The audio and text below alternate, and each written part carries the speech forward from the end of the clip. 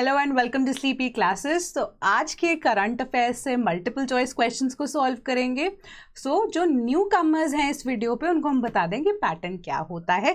कि पहले मैं आपको न्यूज़ बताती हूँ, न्यूज़ से हम थोड़ी सी रेलेवेंस को डिराइव करते हैं, रेलेवेंस डिराइव करने के बाद हम उसके ऊपर एक एमसीक्यू को सॉल्व करते हैं, आंसर का ओवरव्यू लेते हैं एंड उसके बाद अगर आप डिटेल्ड आंसर जानना चाहते हैं तो आपको एक लिंक डिस्क्रिप्शन बॉक्स में मिल जाएगा, उसको आप जाके फॉलो करके इन डिटेल आंसर पढ़ सकते हैं, समझ सकते हैं।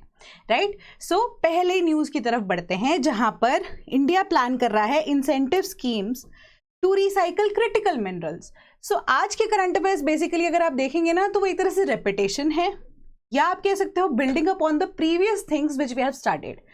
तो जो क्वेश्चंस है रिलेटिवली इजी होंगे, आप सॉल्व भी कर पाएंगे अगर आप पिछले लेक्चर्स देख चुके हैं। जो न्यू कमर्स है, I will highly suggest you guys कि पीछे जाकर, या अगर आप करंट अफेयर्स पढ़ते हैं daily newspaper in detail, very good. अगर आपने नहीं पढ़ा है या आपको जानना है तो पिछली वीडियोज़ में जाके एक बार पढ़ लेना। तो इस न्यूज़ में यहाँ पे कुछ ज़्यादा बात नहीं की गई है, यहाँ पे मेंशन किए गए हैं ऐसे क्रिटिकल मिनरल्स जिनको रिसाइकल करने की बात की जा रही है। तो वो 4 ऐसे मिनरल्स हैं। कौन से 4 मिनरल्स हैं? पहला है neodymium, second dysprosium, third terbium, fourth samarium. ये 4 ऐसे मिनरल्स हैं, क्रिटिकल मिनरल्स हैं जिनको रिसाइकल करने पे इंडियन गवर्नमेंट इज प्लानिंग कि जो भी रिसाइकल करेगा उनको इंसेंटिवाइज किया जाएगा। तो ऐसा क्यों किया जा रहा है? कहानी वहीं घूम फिर कर रेयर अर्थ एलिमेंट्स पे आके टिकती है। चाइना की जो पॉलिसी है अभी रेयर अर्थ एलिमेंट्स के एक्सपोर्ट के ऊपर, उन्होंने जो बैन लगाया है, वहीं घूम फिर के कहानी जा रही है। ऑटोमोबाइल सेक्टर के ऊपर इम्पैक्ट पड़ रहा है, ऑटोमोबाइल सेक्टर को अब हैम्पर किया हो रहा है, हैम्पर किया भी जा रहा है, इनफैक्ट हो भी रहा है एंड मैक्सिमम माना जा रहा है जून जुलाई में इंडिया में इसकी प्रोडक्शन के ऊपर, ईवीज की प्रोडक्शन के ऊपर इम्पैक्ट ज़्यादातर देखने को मिलेगा।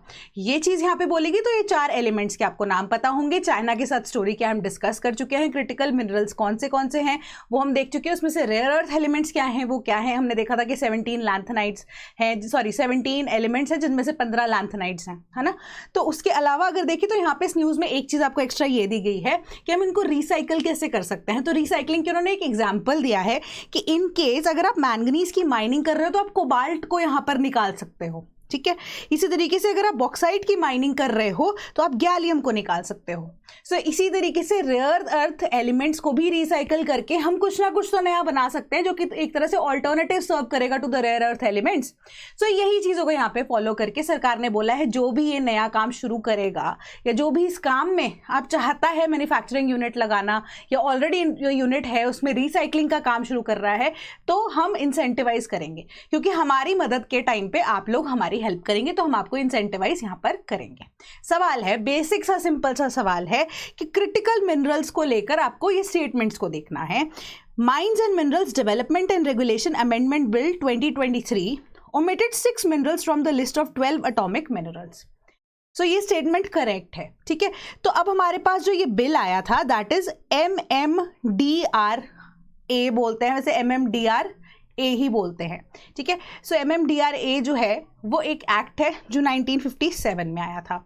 अब उसके ऊपर सब्सिक्वेंट अमेंडमेंट्स हुई एंड फाइनली 2023 में जो अमेंडमेंट बिल था उसमें उन्होंने कहा कि हम 12 में से 6 ऐसे मिनरल्स हैं उनको हम ओमिट करना चाहते हैं। पहली स्टेटमेंट करेक्ट है आपकी। सेकंड कि only the central government can auction mineral concessions for critical minerals. तो अब जनरल यहाँ पे ना अगर आइडिया लगाते हो, फंडे लगाते हो कि ये तो बहुत ज़्यादा एक्सट्रीम स्टेटमेंट होगी, ओनली वर्ड आ गया, तो हर स्टेटमेंट ओनली वाली इनकरेक्ट नहीं होती। अब क्रिटिकल मिनरल्स में हमने ये चीज़ भी पढ़ी थी, पहले समझी थी कि जो इंडिया के पास रेयर अर्थ एलिमेंट्स हैं जिनको क्रिटिकल मिनरल्स में डाला गया था, अब वो रेडियो एक्टिव इन नेचर है। रेडियो एक्टिव इन नेचर के होने की वजह से उनकी जो हैंडलिंग प्रोसेस है वो बहुत ज़्यादा अब डिमांड करती है, क्या? कॉशन को डिमांड करती है। इसी तरीके से अब स्टेट गवर्नमेंट को या किसी और ऐसी एजेंसी को फ्रीली ऑक्शन करके दे देना ये चीज़ें सब्सिडाइज रेट पे, उसके लिए अब स्टेट गवर्नमेंट्स की इन्वॉल्वमेंट इसमें नहीं रखी गई। Only the central government is authorised to provide concessions for critical minerals या उनकी ऑक्शन। स्टेटमेंट नंबर 2 एक्सट्रीम होने के बाद भी ट्रू होती है, करेक्ट स्टेटमेंट है। थर्ड स्टेटमेंट कि national mineral exploration trust was established under Mines and Minerals Development and Regulation Act of 1957. So this is an incorrect statement. हमारी डिमांड यही थी क्वेश्चन की कि करेक्ट स्टेटमेंट्स आपको बतानी थी कि कितनी है. तो ऑप्शन नंबर बी हमारा करेक्ट आंसर बन जाता है. तो ये 1956 नहीं 2023 के अमेंडमेंट बिल में प्रपोज किया गया था एंड फाइनली इस्टेब्लिश की गई थी. ये ट्रस्ट को इस्टेब्लिश कर दिया गया था. तो थर्ड स्टेटमेंट हमारी इनकरेक्ट है. आंसर हमारा ऑप्शन नंबर बी है. देन IMF ने एक चीज बोली है मेजर, सिंपल सी न्यूज़. हमें पता है हम सस्टेनेबल डेवलपमेंट गोल्स को 17 ऐसे गोल्स को हमने प्लेज किया था कि 2030 तक सारी की सारी कंट्रीज इसे अचीव कर लेंगे. ठीक है, तो ये 17 के 17 की लिस्ट आपको याद होनी चाहिए. देन IMF क्या है, इंटरनेशनल मॉनेटरी फंड क्या है. इंटरनेशनल मॉनेटरी फंड को अब कॉन्स्टिट्यूट कौन से मेंबर्स करते हैं एंड पैसा चाहिए तो किस रीजन पे आता है. हमेशा ये चीज़ बोली जाती है. अभी रिसेंटली न्यूज़ में भी था कि पाकिस्तान को जब IMF ने फंड दिया या इवन कि जब इंडिया में भी 1991 में इकोनॉमिक पॉलिसीज या इकोनॉमिक रिफॉर्म्स जिनको हम LPG रिफॉर्म्स बोलते हैं, तो IMF ने हमें जब लोन दिया था उसके साथ हमेशा बोला जाता है कि कोई ना कोई ऐसी क्लॉज होती है जिसको आपको फॉलो करना ही पड़ता है. सिमिलर टू दैट पाकिस्तान को भी बोला गया कि आप अपनी जो इकोनॉमी है उसको रिफॉर्म कीजिए, एग्रीकल्चर सेक्टर को रिफॉर्म कीजिए. तो ये एक क्लॉज लग कर आया है साथ में, है ना. तो IMF ने यही चीज़ पर चिंता जताई है कि यूनाइटेड नेशंस में जो हमने सस्टेनेबल डेवलपमेंट गोल्स हैं उनको अचीव करने के लिए यहाँ पे 2030 में जो कसम खाई है ना वो कहीं पे भी पूरी होती हुई नज़र नहीं आ रही है. तो उसका रीज़न यही है, एक सोल रीज़न है कि हमारे पास उतना पैसा ही नहीं है, गवर्नमेंट्स के पास इतना पैसा ही नहीं है. एंड IMF ने इसी न्यूज़ में यही चीज़ बोली कि सबसे ज़्यादा सफ़र करने वाली कंट्रीज़ वही हैं जो अंडर डेवलप्ड कंट्रीज़ हैं. क्यों? क्योंकि अगर आप डेवलप्ड कंट्रीज़ का सिनारियो देखें तो उनके पास टेक्नोलॉजी भी है, पैसा भी है, स्किल भी है, तो इनोवेशन इजीली कर सकते हैं. ठीक है. एंड उसी के रिगार्डिंग अगर हम डेवलपमेंट को पढ़ें तो हमने ये भी सुना होगा कि जितनी भी कोल इंडस्ट्रीज़ हैं मेजरली, ठीक है, या फॉसिल फ्यूल्स रिलेटेड इंडस्ट्रीज़ हैं जो अब बंद की जा रही हैं, है ना. तो चाहे उनको वहाँ पे पावर की शॉर्टेज देखने को मिल रही है बट वो एशिया और अफ्रीका में यहाँ पे शिफ्ट हो रही है, तो वो तो अपने गोल्स पूरे करने की बात कर रहे हैं, EVs की इंट्रोडक्शन कर रहे हैं, तो वो तो इनोवेशन करेंगे ही करेंगे. तो उनके केस में आइडियल है, माना जा सकता है कि पूरा हो जाएगा. दूसरी सिचुएशन आती है ऑफ द डेवलपिंग नेशंस जो कि इंडिया जैसे नेशंस हैं. उनके केसेस में अगर हम देखें थोड़ा सा मुश्किल हो जाता है क्योंकि अभी तो हमने ग्रो करना शुरू किया है. थोड़ा बहुत पोल्यूशन तो हमारी तरफ से भी होगा कि अगर आप इंडस्ट्रियलाइजेशन लेवल शुरू से देखें तो US UK वगैरह ने कितना ज़्यादा यहाँ पे पोल्यूशन किया है. बट चलो 2030 का अगर हम मान के भी चलते हैं तो इंडिया जैसी कंट्रीज या डेवलपिंग कंट्रीज का मान भी लेते हैं कि इफ़ नॉट 100% तो एटलीस्ट 60-70% तक 2030 तक जो हमारे सस्टेनेबल डेवलपमेंट गोल्स हैं उसमें कुछ ना कुछ तो अचीव हम कर ही लेंगे, है ना. इफ़ नॉट ऑल तो 60-70% हो जाएगा. बट जो अब अंडर डेवलप्ड नेशंस हैं जिनके पास ना पैसा है, जिनके पास ना रिसोर्सेज हैं, जिनके पास ना टेक्निक है, ना स्किल है, वो क्या करेंगे? सबसे ज़्यादा वही सफ़र करेंगे. तो यही चीज़ IMF ने बोली है. तो अब सवाल क्या है? बेसिक सा सिंपल सा सवाल है. आज का सवाल अगर आप देखेंगे ना यहाँ पे, अगर आप बोलेंगे कि रिलेटिवली ईजी है, दैट इज़ बिकॉज कि हम जब डिफिकल्टीज़ में घुस जाते हैं ना तो हम बेसिक्स भूल जाते हैं. तो बेसिक्स यानी कि connecting to your roots is always important. Question यही है, sustainable development goal 5, 13 and 16 how many pairs are correctly matched. तो करेक्टली मैच्ड मैंने बोला आपको फिंगर्स पर रटा होना चाहिए कि क्या चीज़ है यहाँ पे सही क्या नहीं. तो सिर्फ और सिर्फ यहाँ पर एक ही करेक्टली मैच्ड है. ठीक है, that is sustainable development goal 13 climate action. तो इसका करेक्ट आंसर जो है ऑप्शन नंबर ए हो जाता है. 5 deals with gender equality, 17 piece justice and strong institutions के साथ डील करता है. तो इसको रट के रखना प्लीज, है ना. द नेक्स्ट है हमारी anti submarine warfare ship Arnala जो कि जून 18 को यहाँ पर फाइनली अपना काम कर देगी. कमीशन जो है हो जाएगी विशाखापट्टनम में. सो अब क्या काम है इसमें? बेसिक आपको चीज़ें यहाँ पर देखनी है कि अरनाला जो है बेसिकली क्या है. एक ऐसी एंटी सबमरीन वॉरफेयर शिप है, पहला पॉइंट आपका आ गया. दूसरा पॉइंट 77 मीटर लॉन्ग वॉरशिप है एंड ग्रॉस यहाँ पर वेटेज जो है वैसे इतनी इंपॉर्टेंट नहीं है बट चलो पढ़ लेते हैं. ये सेकंड पॉइंट आ गया कि 1490 अराउंड 1500 टन्स. ठीक है. तीसरी चीज largest Indian naval warship, third point. Fourth है हमारा propelled by a diesel engine water jet, fourth point. बस यहाँ पे आपकी न्यूज़ खत्म हो जाती है. ठीक है, इसी से रिलेटेड सवाल आप देख लीजिए. अब with respect to Arnala consider the following. First, it is named after the historic fort Arnala located in Maharashtra. Second, it has been designed for under water surveillance propelled by diesel engine water jet combination. Second statement हमने पढ़ी है कि correct है. है ना, वो points मैंने आपको जो डिराइव करके दिए थे। सर्वेलेंस के लिए है, एंटी सबमरीन अगर हम बोल रहे हैं सर्वेलेंस के लिए है, रेस्क्यू ऑपरेशंस के लिए है ना। सो सेकंड स्टेटमेंट करेक्ट है। तो डिमांड भी आपसे करेक्ट स्टेटमेंट पूछी जा रही है। फर्स्ट स्टेटमेंट आपकी करेक्ट कैसे होगी, तो यहाँ पे आपकी हेल्प करता है PIB। ठीक है, तो जो भी न्यूज़ में जनरली पब्लिश होता है ना, वो PIB में पहले कहीं ना कहीं पब्लिश हुआ होता है। ठीक है, सो ये स्टेटमेंट मैंने भी PIB से रिसर्च करके उठाई। अगर मैं न्यूज़पेपर में देखती हूँ शायद मुझे नहीं पता होता, तो एक एडिशनल फैक्ट आपके लिए यहाँ पे ऐड हो गया कि फर्स्ट स्टेटमेंट करेक्ट है, PIB में ये चीज़ मेंशन की गई है। एंड अराउंड आई गेस ऐसे लास्ट वीक्स ऑफ मे में PIB में आपसे पूछा गया था, ऑब्वियसली बताया गया था। ठीक है, सो दोनों की दोनों स्टेटमेंट्स यहाँ पर करेक्ट हो जाती हैं, तो आपको ऑप्शन नंबर सी यहाँ पे करेक्ट आंसर है। Then Modi accepts Canadian PM Carney's invite to G7। Again news में इतना ज़्यादा कुछ नहीं है। G7 आपको पता होना चाहिए कब बना, क्यों बना, कैसे बना, कितने मेंबर्स इनिशियली थे, कोई नया ऐड हुआ है, अगर हुआ है, नहीं भी हुआ है तो भी। ठीक है, तो इस बार G7 क्या है, कहाँ पे है, इंपॉर्टेंट इसलिए है क्योंकि 50 ईयर्स G7 के इस बार हो जाएंगे, तो कनाडा में इस बार हो रहा है।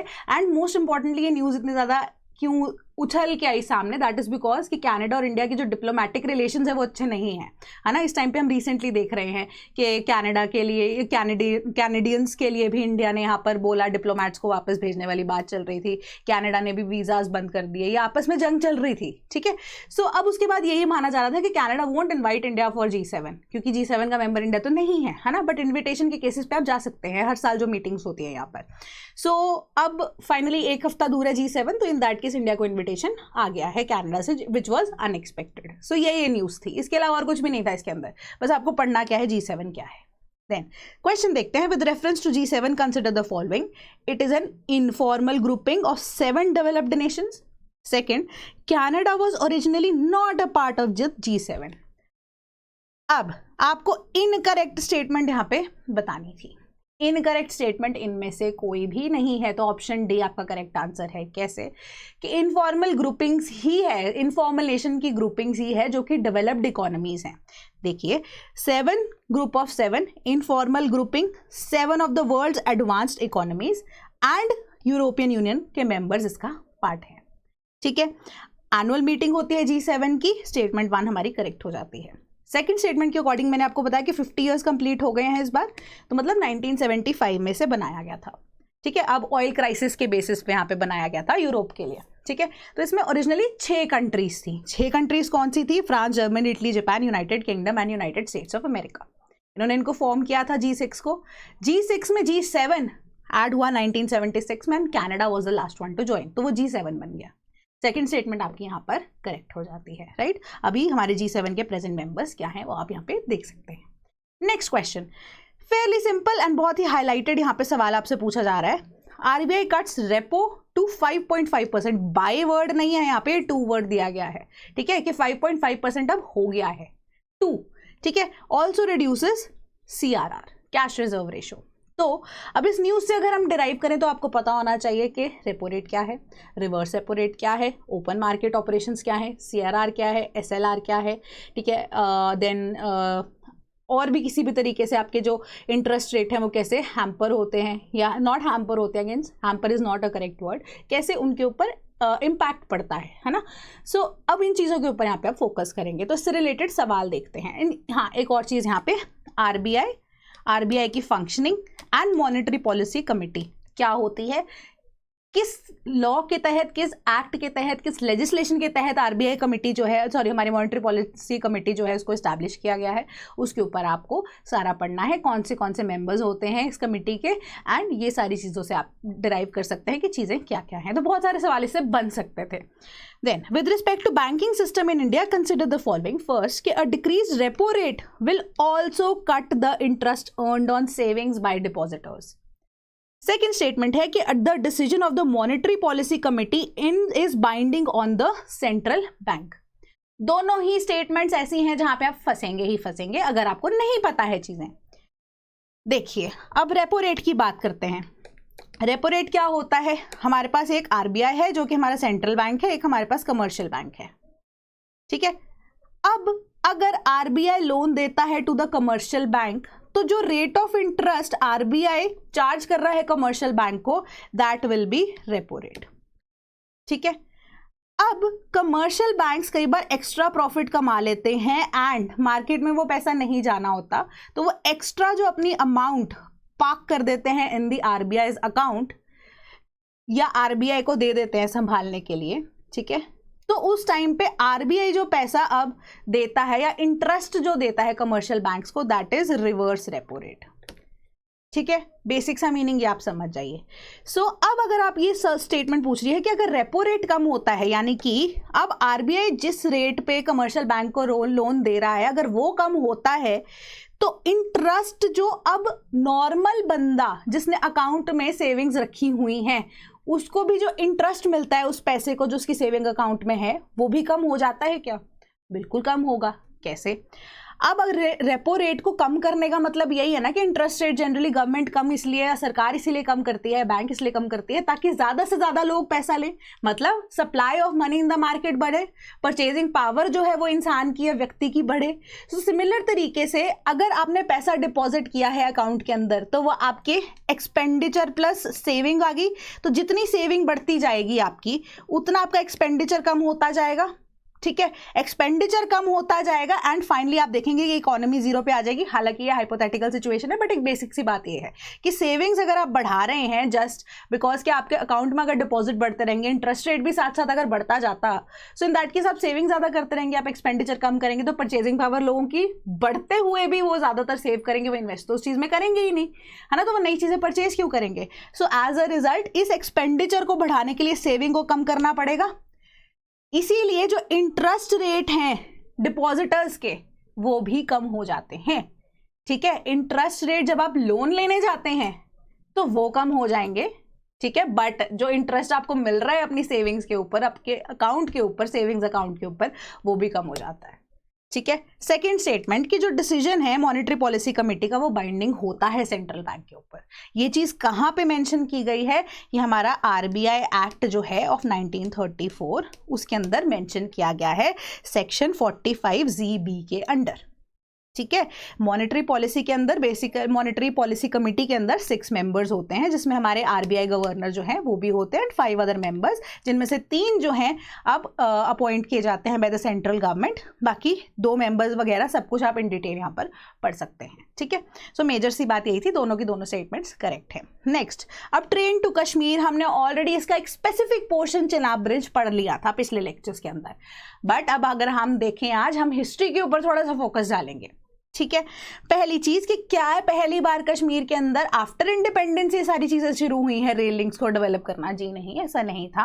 ब्रिटिशर्स के टाइम पे, मतलब नियरली 18, अगर 97 की बात करें 1850s के बाद से 1897 में सबसे पहला रेल लिंक जम्मू और सियालकोट नाउ इन पाकिस्तान, उनके बीच में यहाँ पे शुरू किया गया था, ठीक है, 1897 के अंदर। उसके बाद 1902 एंड 1905 में एक प्रपोजल थी कि रावलपिंडी और श्रीनगर को भी कनेक्शन यहाँ पे दे दिया जाए जेलम के थ्रू, ठीक है, जेलम को क्रॉस करके, बट इस चीज पे मना कर दिया गया। मना किसने किया? महाराजा प्रताप सिंह जो जम्मू के थे। एंड फाइनली उन्होंने प्रपोज किया कि आप जेलम से होके क्यों जा रहे हैं, आप रियासी से होके जाइए ना, मेन जो रास्ता बनता है आपको क्यों रिवर क्रॉस करके भेजनी है यहाँ पे? तो वो प्रोजेक्ट यहाँ पर ठप हो जाता है, ठीक है। उसके बाद इंडिया आज़ाद हो जाता है, पार्टीशन के बाद सियालकोट पाकिस्तान के पास चला जाता है एंड फाइनली अब सरकार की बारी आती है इंडिया की, है ना। तो उन्होंने क्या किया, 1983 में हमारा सबसे पहले जो रेल लिंक है धीरे धीरे डेवलप होना शुरू हुआ, तो सबसे पहले पठानकोट जम्मू लिंक जो है 1975 में बना। अब इसको धीरे धीरे एक्सटेंड करना था, तो 1983 में अगर आप देखें वो रेलवे लाइन जो जम्मू और उधमपुर के बीच में शुरू की गई, ठीक है। अब धीरे धीरे करते करते 1994 के अंदर ये एक्सटेंशन अनाउंस की गई एंड अनाउंसमेंट जो है वो 1994 के अंदर की गई and Udhampur to Srinagar and onwards to Baramulla जो कि अभी हमारा प्रोजेक्ट है वो प्रपोज किया गया। सिर्फ प्रपोज किया गया, इसको एक्सेप्ट जो किया गया दैट वाज अराउंड हमारा 1995 and finally in the year of 2025 हम देख रहे हैं कि इसको फाइनल अप्रूवल के बाद ये बन के फंक्शन होने के लिए तैयार है एंड वंदे भारत जा रही है कहाँ से? उधमपुर से, यानी कि उधमपुर वाला भी अभी स्ट्रेच जो है जनरली देख रहे हैं कि इतना ज़्यादा एक्टिव नहीं हो पा रहा, बट कटरा से जा रही है बारामुल्ला के अंदर, ठीक है, बट उधमपुर वाला भी एक्टिवेटेड है, बट जम्मू से इसकी कनेक्टिविटी भी बनाने की बात की जा रही है। सो इसी से रिलेटेड आपका ये सवाल है। देन अब एक इंपॉर्टेंस इसका यहाँ पे मेंशन किया गया है, एक चीज़ और यहाँ पे पूछी गई है कि सिर्फ और सिर्फ पैसेंजर को लेकर जाएगी क्या? नहीं, ऐसा नहीं होगा, पैसेंजर्स के लिए नहीं, ये फ्रेट के लिए भी यूज़ की जाएगी। एंड जितने भी आपके GI टैग वाले या जैसे पश्मीना शॉल्स की आप बात कर रहे हैं या एप्पल्स की बात कर रहे हैं, तो उसको भी इधर से उधर ले जाने में यहाँ पे हेल्प मिलेगी। तो मल्टीपल यहाँ पर जो है चीज़ें बनाई गई हैं। एक और important point, all year connectivity provide की जाएगी in spite of the snow और द टेम्परेचर, या -20 डिग्री सेल्सियस तक यहाँ पे इजीली ऑपरेट किया जा सकता है थ्रू दीज टनल्स। ये रेलवे लिंक ऑपरेशनल रहेगा all the year around. Second, heated windshields दी गई हैं वंदे भारत के अंदर, जो कि ऑपरेशनल है, ठीक है। एंड हीटेड या इंसुलेटेड ही वॉशरूम्स यहाँ पर आपको प्रोवाइड किए जा रहे हैं। एंड एक और इम्पॉर्टेंट पॉइंट यहाँ पर कि जो अब जितनी भी टनल्स बनाई गई हैं उनमें से सर्टन एरियाज में सियास्मिक जोन 4 और 5 के अंदर फॉल करती हैं रीजन्स, यानी कि प्रोन टू अर्थक्वेक है। सो इन दैट सिचुएशन ऑल्सो यहाँ पे सरकार ने बोला है कि सियास्मिक डैम्पर्स को लगाया गया है ट्रेमर्स को अब्जॉर्ब करने के लिए, सेफर स्मूदर जर्नी के लिए, and during the high seismic range zone जब वहाँ पे ट्रेन अगर पहुँचती है। सारी चीज़ों को यहाँ पे सरकार ने ध्यान में रखा है। सवाल है कि कंसिडर द फॉलोइंग स्टेटमेंट्स कि first railway line in the princely state of Jammu was laid between Jammu and Sialkot. अभी बताया मैंने, फर्स्ट स्टेटमेंट करेक्ट है। सेकंड, कि जो हमारा ये लिंक है उधमपुर श्रीनगर बारामुल्ला रेल लिंक, जिसको हम USBRL भी बोलते हैं, इनिशियली प्रपोज किया गया था इन द ईयर ऑफ 1990। नहीं ना, साल हम पहले पढ़ चुके हैं, गलत है ये साल, है ना। फर्स्ट स्टेटमेंट जो है हमारी करेक्ट है, सेकंड इनकरेक्ट है, तो इनकरेक्ट ही पूछी गई थी, ऑप्शन नंबर भी आपका यहाँ पे करेक्ट आंसर बन जाता है। Next, use in COVID-19 shots mRNA में हेल्प डिफीट HIV सजेस्ट अ स्टडी। ठीक है, HIV क्या होता है उस पर रेलेवेंस डालना, कैसे फैलता है, सिम्टम्स क्या है, एंड कौन सा वायरस है, सब कुछ। देन mRNA, यहाँ पे वैक्सीन्स एंड उनके टाइप्स की बात आती है, ठीक है, कि कौन सी वैक्सीन्स है, mRNA वैक्सीन, या जिसमें हम RNA वैक्सीन्स की बात करते हैं, DNA वैक्सीन की बात करते हैं। एंड फर्दर टाइप्स में अगर हम देखें तो हमारी जो लाइव एटेन्यूएटेड वैक्सीन है वो कौन सी होती है। देन हमारे पास वीकेंड वैक्सीन जो है वो कौन सी होती है, वीकेंड वायरस वैक्सीन, जिसके अंदर डेड हम यूज़ करते हैं वायरस, है ना। तो वो कैसे काम करती है, साइटोप्लाज्म के थ्रू काम करती है कुछ, जिसको हम बोलते हैं कि हमारी जो RNA वैक्सीन है कि साइटोप्लाज्म में ही रेप्लिकेशन का काम करके चली जाती है। एक DNA वैक्सीन है जो हमारे न्यूक्लियस में सेल के घुस के काम करती है ना। B सेल्स का, T सेल्स का इसमें क्या काम है उस पर फोकस करना, ठीक है, कि कैसे रेप्लिकेशन के लिए B सेल हेल्प कर रहा है या T सेल हेल्प कर रहा है, कैसे एंटीबॉडीज एंटीजेंस के लिए यहाँ पे प्रोड्यूस की जा रही हैं। देन इसके ऊपर थोड़ा फोकस करना। एंड सवाल जो है रिलेटिवली सिंपल है, back to the basics, basic science से सवाल जुड़ा हुआ है। Consider the following pairs diseases and causative agents. Jock itch क्या वो वायरस से होता है, पर्ट्यूसिस फंजाई से, हेपेटाइटिस बैक्टीरिया से। How many are correctly matched. ठीक है, करेक्ट आंसर है option number D, none of them are correctly matched. तो आपकी रेफरेंस के लिए एडिशनली बहुत सारे यहाँ पर जो है बता दिए गए हैं कॉजेटिव एजेंट्स, कौन सी बीमारियां फैलाते हैं, आप इसको रट लीजिएगा, ठीक है। इससे ज़्यादा कुछ चीज़ें हैं जो आपको रटनी पड़ेंगी। नेक्स्ट, यूरोपियन यूनियन चीफ ने बैक किया है हेग क्रिमिनल कोर्ट को आफ्टर US सैंक्शंस द जजेस ऑफ ICC। तो यहाँ पे आपको देखना है कि इंटरनेशनल क्रिमिनल कोर्ट क्या है, क्या उनके 4 ऐसे पॉइंट्स हैं जिन पे वो एक्ट कर सकते हैं, क्या इनका डिसीजन बाइंडिंग है या नहीं है, कौन से साल में ये बना था, ठीक है, एंड कौन सी यहाँ पे डिक्लेरेशन से बना था, एंड मुद्दा क्या है, ये न्यूज़ क्या है, मैं आपको बता देती हूँ। इंटरनेशनल रिलेशंस के साथ जुड़ा हुआ है। अब आपको गाज़ा का और इजराइल का पता है सारा का सारा सीन, ठीक है, अगर नहीं पता है तो पढ़ना, बट ओवरऑल अगर हम देखें तो ICC में इसको मुद्दे को उठाया गया गाज़ा के रेफरेंस में, जिसमें ये चीज़ कही गई है कि इजराइल ने हॉस्टेजेस रखे हुए हैं एंड हॉस्टेजेस को रखते हुए यहाँ पर जो है वो जेनोसाइड कंडक्ट करा रहे हैं, या आप कह सकते हो ऐसे क्रिमिनल एक्टिविटीज़ कर रहे हैं, राइट, जिसके लिए ICC को यहाँ पे बनाया गया था। अब ICC ने जो है यहाँ पर क्या गाजा की साइड लेते हुए इजराइल के अगेंस्ट क्या किया है, अब बेंयामिन नेतन्याहू जो कि क्या है प्राइम मिनिस्टर हैं इजराइल के, उनके अगेंस्ट यहाँ पर अरेस्ट वारंट निकाल दिया, ठीक है। सो एज अ रिजल्ट अब आपको ये भी पता होगा, जियोपॉलिटिक्स को अगर फॉलो करते हैं या इंटरनेशनल पॉलिटिक्स को भी फॉलो करते हैं, कि इजराइल की बैकिंग यहाँ पर USA ने कर दी, कि इजराइल जो कर रहा है बिल्कुल सही कर रहा है। हमने 2-3 दिन पहले ये भी देखा था कि UN के अंदर वीटो किया, कल की शायद न्यूज़ में देखा होगा, UN के अंदर वीटो किया है, 5th वीटो है जो कि US ने यूज़ की है, राइट। सो अब US से अगर बैकिंग किया इजराइल को तो ICC वहाँ ही नहीं रुका, आईसीसी ने अब यूएसए के ऊपर भी यहाँ पर जो है इल्जाम लगाया है, केस खोल दिया है, एलिगेशन लगाए हैं कि यूएसए भी इक्वली यहाँ पे भागीदार है, क्योंकि उन्होंने भी सेम कंडीशन जैसे इजराइल गाजा के साथ कर रहा है वैसा ही कुछ सेम चीज यूएसए ने अफगानिस्तान के साथ किया था या अफगानिस्तान के अंदर किया था, तो आप भी इक्वली लाइबल हो। तो अब यूएसए ने क्या किया, आईसीसी के जितने भी जजेस थे, जो पैनलिस्ट थे, उनके ऊपर सैंक्शंस जो हैं वो लगा दी हैं। एंड इन्हीं सैंक्शंस के ऊपर अगर हम देखें और पॉलिटिकली, आईसीसी को बैकिंग यहां पर किसने दे दी, यूरोपियन यूनियन के चीफ ने। ठीक है, ये पूरी कहानी थी जो न्यूज में आपको बता दी गई है। सवाल देखते हैं। With respect to international criminal code consider the following. पहली चीज कि it was establish under the Rome statute in the United Nations diplomatic conference on, ये स्पेसिफिक वर्ड है, प्लेनिपोटेंटियरीज। ठीक है, plenipotentiaries in the year of 1999। ध्यान से पढ़ लेना स्टेटमेंट। सेकेंड कि international criminal code consist of presidency, appeals division, trial division, pre trial division, office of prosecutor and registry. ठीक है, तो कौन सी स्टेटमेंट यहां पर इनकरेक्ट है आपको ये देखनी थी। तो पहली स्टेटमेंट आपकी जो है वो यहां तक बिल्कुल सही है, 1999 नहीं 1998 है, जिस वजह से स्टेटमेंट आपकी सही होते हुए भी गलत हो जाती है। इनकरेक्ट स्टेटमेंट जो है आपकी फर्स्ट आएगी, तो ऑप्शन नंबर ए इसका करेक्ट आंसर आना चाहिए था कि इनकरेक्ट स्टेटमेंट इसके अंदर कौन सी है, 1998 में है, तो ऑप्शन नंबर ए इसका करेक्ट आंसर होगा। अगेन यहाँ पर मेरी तरफ से गलती हो गई है, ऑप्शन ए इसका करेक्ट आंसर है कि 1998 के अंदर इसको बनाया गया था, कॉन्फ्रेंस जो है यही थी। तो अब यहाँ पे जो प्लेनिपोटेंटेरीज जो हैं वो क्या होते हैं, प्लेनिपोटेंटेरीज आर डिप्लोमैट्स, एंड वो हाई लेवल के ऐसे डिप्लोमैट्स होते हैं जो कि अब आप लगा लीजिए कि इक्वलेंट टू दैट उनको ऐसी पावर दी गई है कि अगर ये ट्रीटी साइन होनी है आज, तो आपका decision will be final and binding. जो आप कहेंगे, जो आप, जैसे सपोज इंडिया से कोई रिप्रेजेंट कर रहा है डिप्लोमैट, उनको बोल दिया गया ये आपको क्लियर इंस्ट्रक्शंस हैं, आपके पास ये पावर्स हैं, आप इस ट्रीटी के लिए जो भी हैं वही चीज़ को अगर आप करके आएंगे वो देश एक्सेप्ट करेगा। तो इतनी ज़्यादा पावर दे दी गई है, ठीक है, डिप्लोमैट्स को, सर्टन सिचुएशंस में, नॉट ऑलवेज, है ना।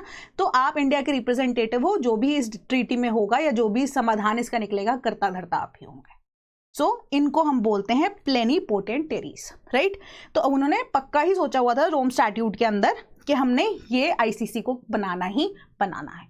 Then next, e-commerce firm gets legal notice for selling Tirupati laddu. Basic science news के अंदर क्या कवर किया गया है कि ज्योग्राफिकल इंडिकेशन टैग्स के लिए अब यूएसए के अंदर एक कंपनी थी जो कि अब तिरुपति लड्डू को बेच रही थी यूएसए के अंदर ही, ये बोलकर के वो प्रसादम है, एंड डायरेक्टली वो ये प्रसादम इंडिया से मंगवा रहे हैं, एंड उन्होंने अपने आप को लिस्ट किया हुआ था एज अ वेंडर, जिस कंपनी का नाम क्या है, पुश माई कार्ट।